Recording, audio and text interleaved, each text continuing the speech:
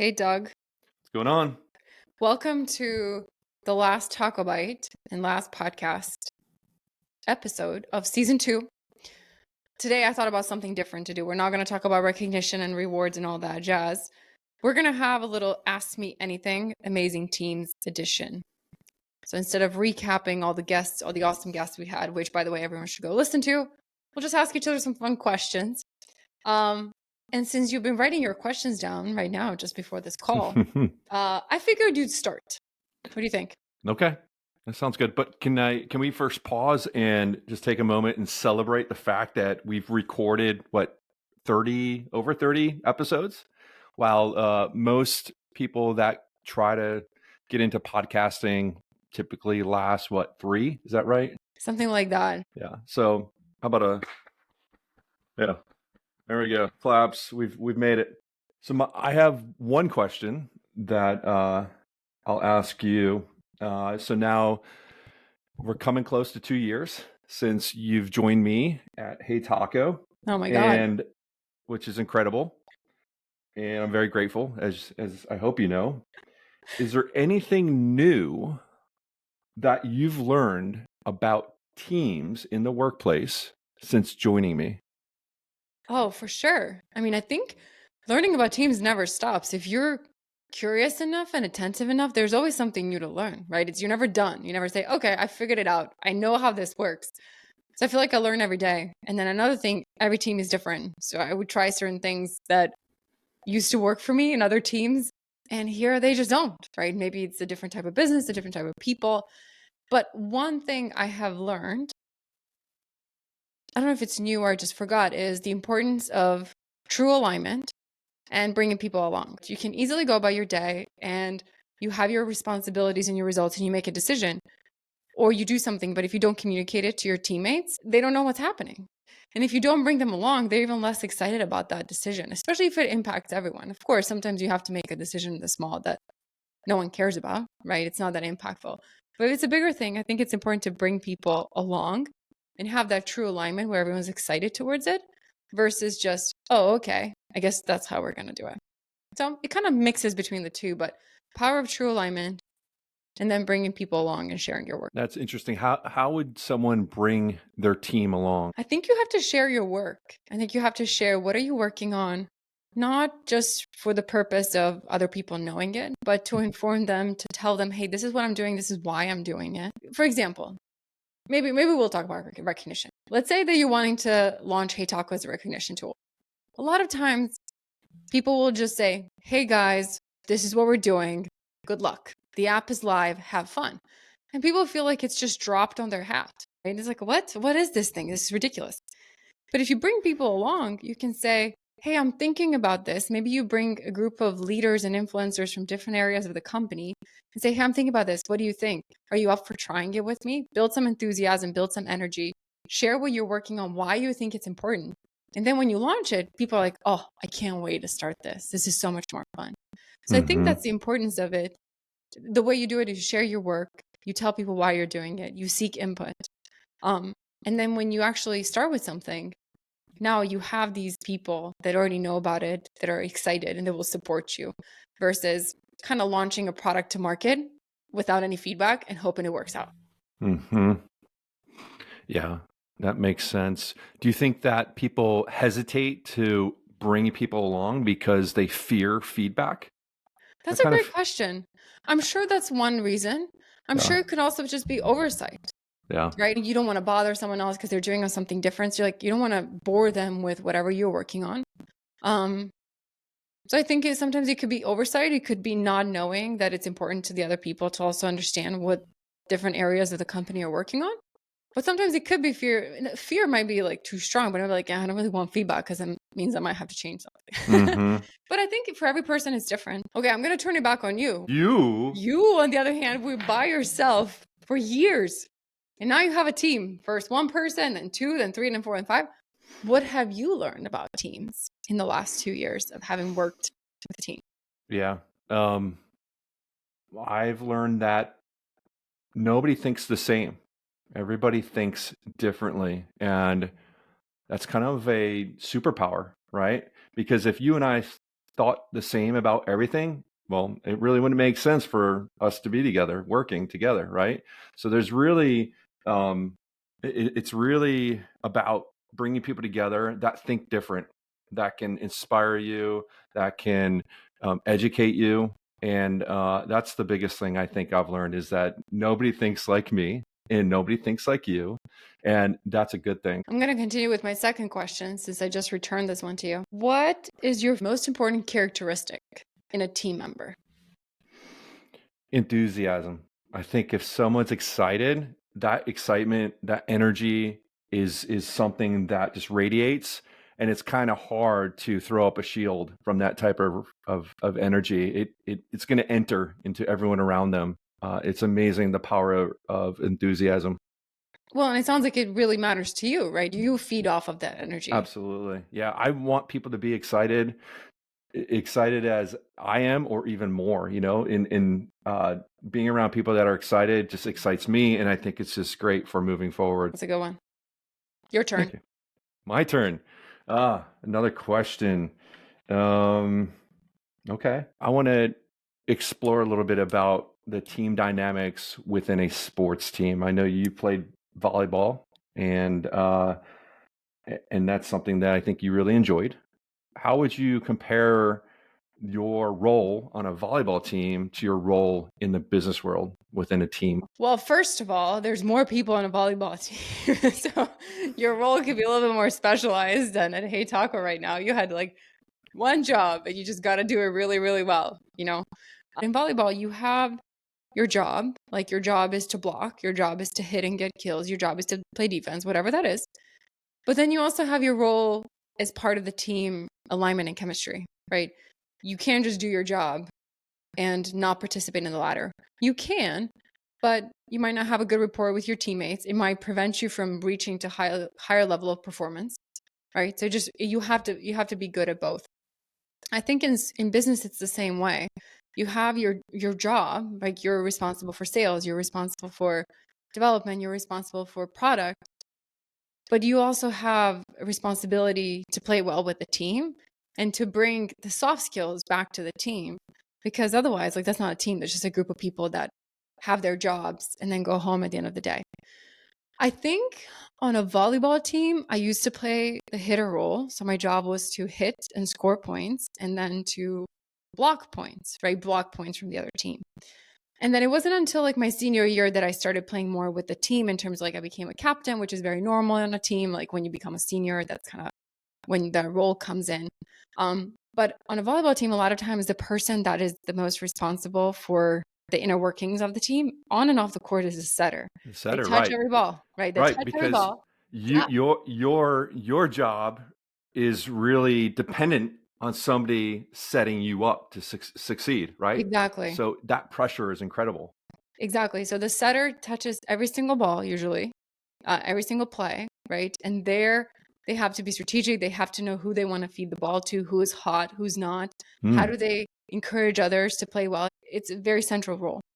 And they also usually become captains even earlier on in their college journey because they're so integral in how the team functions.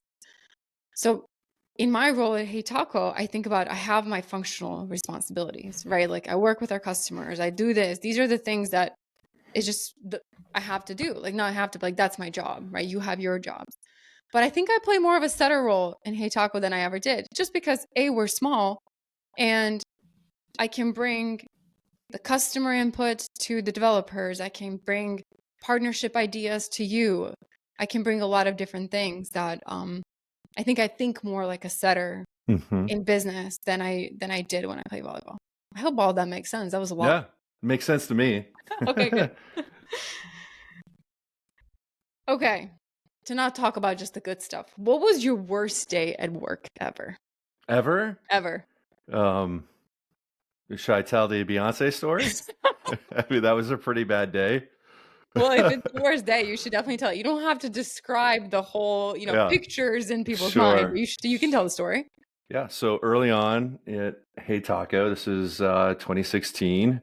I would say a little bit more. I don't know what's the word I'm looking for. I Edgy. was I was I was a little bit more edgy, and also I didn't have so much to lose, right? I don't even think people were paying me yet, and so I was doing stuff that yes was a little bit more edgy. And so one of the things that happened in Hey Taco is there was a milestone moment where if you gave, I think it was 100 tacos or something, you would receive a Giphy, and the particular Giphy that I was sending to people was a Giphy with Beyonce shooting a taco from a body part and Daniel Radcliffe catching it in his mouth. And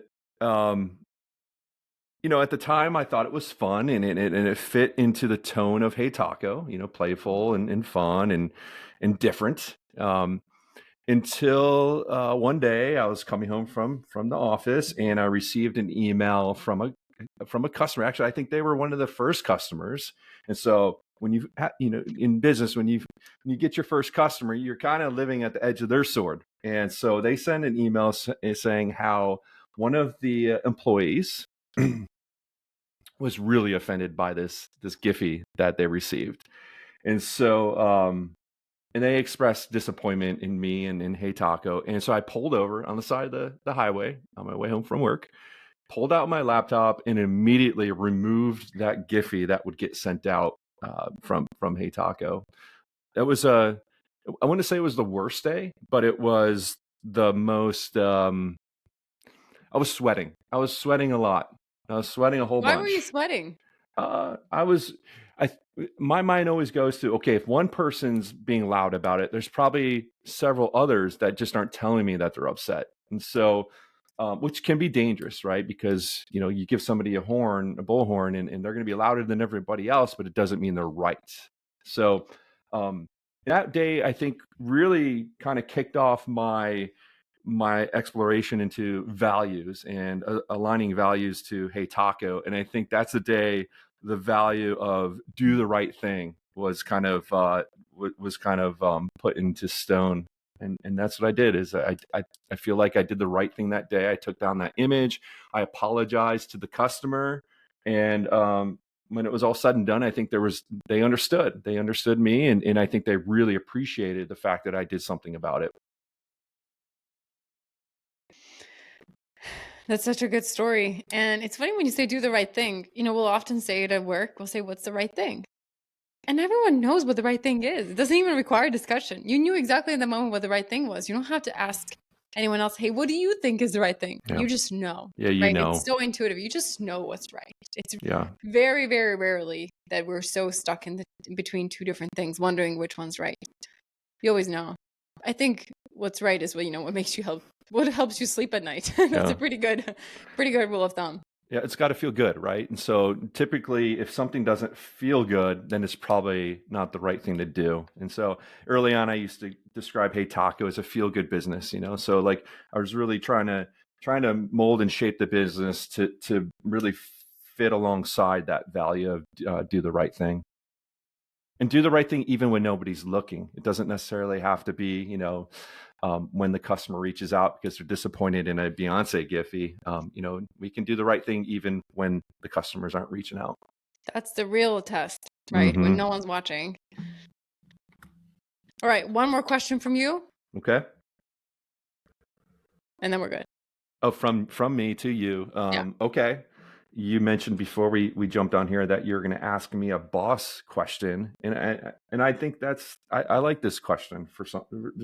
I think there's a few reasons why I like it, but it says a lot about us individually. So my question to you is, uh, your favorite boss that you've ever had, My excluding me, of course. Of course, of course. My favorite boss. Oh, wow. Well, it's a lot easier to think about the worst. I was hoping you would ask me that Right. question, but not my best. My favorite boss. There's a woman I used to work with, and one of the reasons that I loved working with her is that she assumed trust. Like she has started with trust.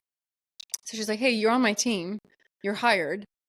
I trust you until you prove me wrong.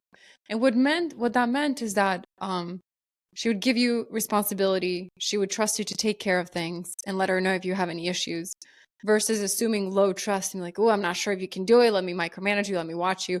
She started with trust. And sometimes she gave me opportunities and roles that I was like, I didn't trust that I was ready. But because I saw her trust, I was like, okay, I guess I am, right? She trusted me. So I think the trust was a big piece of what made her one of my favorite bosses. Like that's the first thing that came to mind, and she came to mind first. So I really appreciate that trust, and which I think allowed me to be proactive and grow and develop in my own ways with her guidance, of course. But that was the first thing that came to mind. What about you? Okay, I do have one more question for you. What is the best boss you have ever had? Yeah. So I've had many, and there's one person that really stands out, and that person is Betsy Bland. Betsy was somebody that I actually hired, and then she later on became my manager. And the thing that I really liked about Betsy is she was authentic. She was an authentic person, and it just came through. Like it felt good being in the room with her because she was just an authentic person. It never felt like she was hiding stuff or had some agenda. And the thing that really kind of stood out to me is that she was just trying to be a good manager. And so it's really hard for me, and I think many people, to not support people when they're trying to be better themselves, right? And it was just very clear that she was trying to do a good job. And so I wanted to kind of to, to do a good job to help her do a good job, if that makes sense. So um, Betsy for sure has one of my favorite managers over the past decade or couple decades. Well, you have definitely mentioned Betsy's name a handful of times, not just for her management skills, but also her UX skills, right? Mm-hmm. So, tacos to Betsy. Yeah, I feel tacos like to I feel Betsy. like I know her already. Yeah, Betsy's great. Kudos to Betsy. All right, Doug. This was our Ask Me Anything Taco Bite edition. We're done with season 2. That's amazing. It was Kudos, amazing. kudos, tacos to us, right? You Yes, can't give a taco to yourself, but you should be able to, I think. At least speaking. Um, you ready for the next thing? I am. Let's go.